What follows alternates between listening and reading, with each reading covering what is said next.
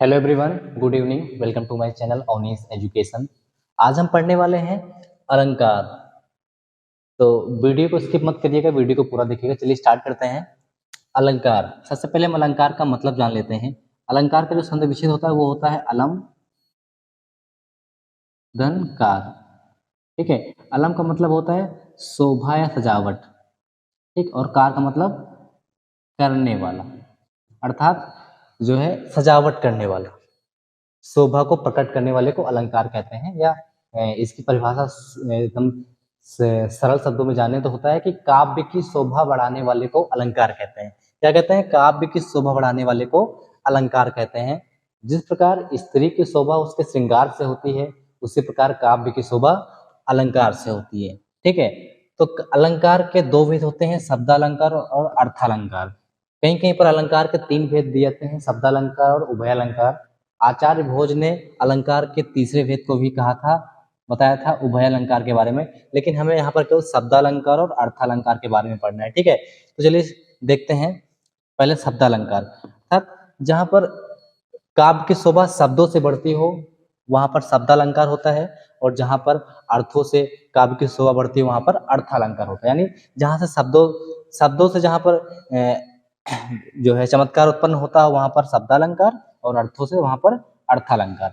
सबसे पहले शब्दालंकार देखते हैं। शब्दालंकार के बहुत सारे वेद हैं, लेकिन हमको जो इंपॉर्टेंट है खाली वही पढ़ने हैं। तो चलिए देखते हैं इसके हम अनुप्रास अलंकार, यमक अलंकार और श्लेष अलंकार, इन शब्दालंकार, इन तीन भेद के बारे में हम पढ़ने वाले हैं। सबसे पहले हम देखते हैं अनुप्रास अलंकार। ठीक है। तो ये क्या है? शब्द। ठीक है। तो एकदम सिंपल सी भाषा में समझेंगे, ये शब्द है। शब्द किससे बनते हैं? वर्णों से मिलकर शब्द बने होते हैं। ठीक है। जैसे सा, आधा, बा और दा, तो ये वर्णों से मिलकर ही शब्द बने हुए हैं। तो अनुप्रास में सबसे पहले क्या देखेंगे हम? जहां पर वर्णों की आवृत्ति बार बार हो। ठीक है। यानी कहने का मतलब इतना है कि अनुप्रास अलंकार का मतलब, अनुप्रास अलंकार में हमको क्या कहना है कि जहां पर वर्णों की आवृत्ति बार बार हो, ठीक है, वहां पर अनुप्रास अलंकार होता है। वर्णों की आवृत्ति मतलब जहां पर एक ही वर्ण बार बार आए वहां पर अनुप्रास अलंकार होता है। उदाहरण के तौर पर आप पहला उदाहरण देख सकते हैं, तरनी तनुजा तट तमाल तरुबर बहु छाए। यहाँ पर देखिए ता तरन में आया है, तनुजा में ता आया है, तट में ता आया, तमाल में ता, तरुवर में ता आया है। अर्थात एक ही वर्ण की आवृत्ति बार बार हो, मतलब एक ही वर्ण बार बार आए, वहां पर अनुप्रास अलंकार होता है। ठीक है। अब दूसरा हम देखते हैं यमक अलंकार। तो यमक अलंकार में क्या होता है? वर्ण के बाद क्या बनता है? शब्द। अर्थात जहां पर दो या दो से अधिक शब्द आए और उनके अर्थ भिन्न भिन्न हो। ठीक है। यमक अलंकार में क्या होता है? यमक अलंकार में जहां पर कोई शब्द एक से अधिक बार आए और उसके अर्थ भी भिन्न भिन्न हो। जैसे कनक कनक ते सौगुनी मारकता अधिकाय, यहाँ पर कनक कनक दो बार आया। ठीक है। यहाँ पर दोनों कनक का अर्थ जो है अलग अलग है। कहने का मतलब ये है कि जहां पर एक ही शब्द एक से अधिक बार आए और उनके अर्थ अलग अलग हो वहां पर यमक अलंकार होता है। तो कनक कनक ते सौगुनी, यहाँ पर कनक मतलब कनक एक ही शब्द है पर एक से अधिक बार दो बार आया हुआ है और दोनों के अर्थ अलग हैं। एक कनक का अर्थ जो क्या होता है? सोना होता है, और जो है दूसरे कनक का अर्थ दूसरा होता है। ठीक है। अब हम आते हैं श्लेष की तरफ। श्लेष अलंकार। श्लेष श्लेष शब्द का अर्थ होता है चिपका होना। ठीक है। चिपका होना था, जैसे क्या होता है कि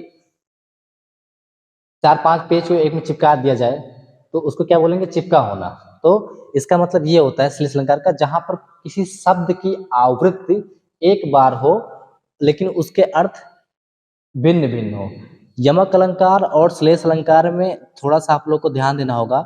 यमक अलंकार में क्या होता है? जहां पर शब्दों की आवृत्ति बार एक से अधिक बार आए और उसके जो है अर्थ भिन्न भिन्न हो। लेकिन श्लेष में क्या होता है कि शब्दों की आवृत्ति एक बार हो लेकिन उनके अर्थ भिन्न भिन्न हो। ठीक है। यानी शब्द एक बार दिया हो और उनके अर्थ भिन्न भिन्न हो, यानी एक ही शब्द में उनके अर्थ छिपे हो। जैसे कि आप उदाहरण तीसरा दे सकते हैं कि पानी गए न उबरे मोती मानुष चून। यहाँ पर पानी एक बार आया है और इसका जो है अर्थ मोती से और मानुष से और चून से, यानी तीनों से दिया गया है कि पानी गए न उबरे मोती मानुष चून। यहाँ पर श्लेष अलंकार का मतलब चिपका होना।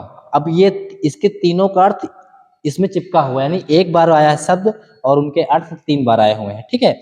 और यमक में क्या होता है कि शब्द भी एक से अधिक बार आते हैं और उनके अर्थ भी अलग अलग होते हैं, लेकिन जो श्लेष अलंकार में होता है उसमें क्या होता है कि शब्द एक बार आता है लेकिन उनके अर्थ जो है भिन्न भिन्न होते हैं। ठीक है, फिर ये हमारा शब्द अलंकार हो गए हैं। अब हम अर्थालंकार के मुख्य मुख्य भेद पढ़ लेते हैं। इसके उपमा अलंकार, रूपक अलंकार, उत्प्रेक्षा अलंकार, अतिशयोक्ति अलंकार, विभावना अलंकार, भ्रांतिमान अलंकार, संदेह, असंगति और मानवीकरण, इतने सारे भेद होते हैं इसके, लेकिन हमको इम्पोर्टेंट ये उपमा अलंकार, रूपक अलंकार और उत्प्रेक्षा अलंकार ही पढ़ना है। ठीक है, तो हम पहले उपमा अलंकार देख लेते हैं। उपमा अलंकार अगर आप जो है परिभाषा इसकी देखेंगे तो क्या होता है कि जब किसी जो है चीज की दूसरे चीज के साथ में समानता की जाती है तो वहां पर उपमा अलंकार, गुण दोष आज के हिसाब से अगर समानता की जाती है तो वहां पर उपमा अलंकार होता है। लेकिन मैं ट्रिक से बताता हूँ आपको कि जहां पर कहीं पे कोई उदाहरण देके पूछा जाए कि यहाँ पर कौन सा अलंकार है तो आप उपमा अलंकार को पहचान पाएंगे जहां पर सा सी, जैसे कि ये उदाहरण देख लीजिए आप, लिखा हुआ है मुख चंद्रमा सा सुंदर है, कर कमल सा कोमल है, सा आ गया। ठीक है, तो वहां पर उपमा अलंकार होगा।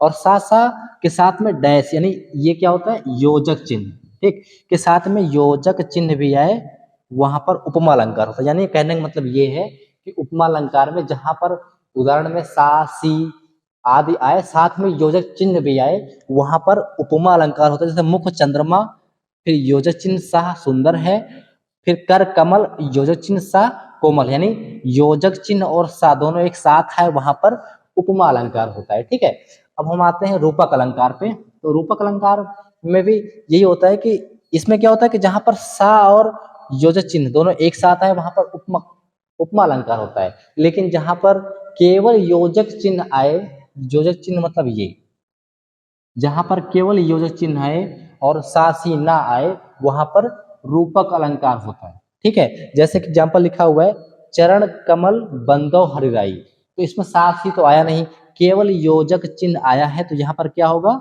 यहाँ पर होगा रूपक अलंकार। चरण कमल बंदो हरिराई, तो यहाँ पर रूपक अलंकार होगा। ठीक है, अब हम पढ़ते हैं उत्प्रेक्षा अलंकार। उत्प्रेक्षा अलंकार में क्या होता है, इसका ट्रिक समझ लीजिए आप कि देखो मैंने लिख दिया है कि जिस पंक्ति में मनु जनु मानव जानो मानो जानो आदि आता है, यानी मनु जनु मानव जानो आदि शब्द आते हैं वहां पर उत्प्रेक्षा अलंकार होता है। जैसे सो तुम जानो अंतर्यामी, यहाँ पर जानो आ गया, या मनु जनु मानव जानो आदि शब्द आता है वहां पर उत्प्रेक्षा अलंकार होता है। ठीक है, सो तुम जानहु अंतर्यामी, यहाँ पर जानहु आ गया तो इसका मतलब क्या है, ये उत्प्रेक्षा अलंकार।